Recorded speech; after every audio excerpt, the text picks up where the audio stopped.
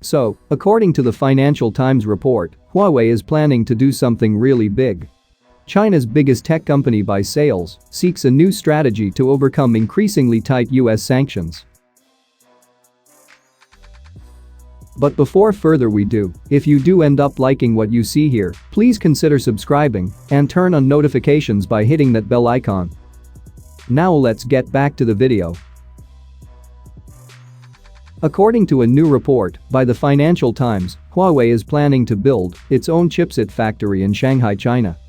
This is supposed to act as the company's best solution to US ban and keep continuing in the hardware business.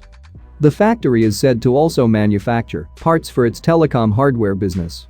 It is worth adding that Huawei has not seen much success in maintaining the telecom infrastructure in the US. But the new factory can potentially let it bypass the ban. The plan is to start by building 45nm chipsets, followed by 28nm in 2021 and 20nm chipsets in 2022. Although it won't be the ideal progress speed for Huawei and might just push it behind its rivals in the telecom hardware market, it indeed will be an investment for long-term survival. However, that said, while these chips might be good for IoT devices and 5G network hardware, it won't be as good for the company's smartphone business.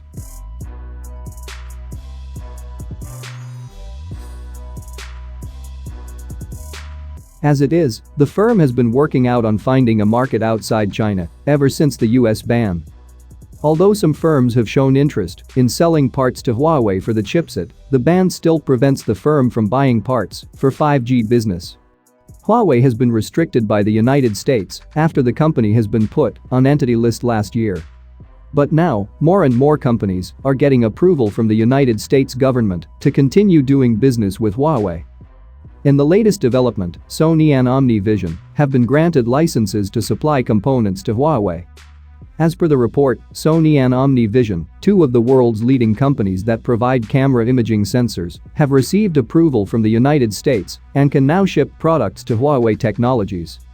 A few days ago, a new report claims that Samsung Electronics Display Unit has also received licenses from US authorities to continue supplying certain display panel products to Huawei Technologies. So, what do you guys think about all this? Let me know in the comments down below, and as always, I will see you guys in my next video.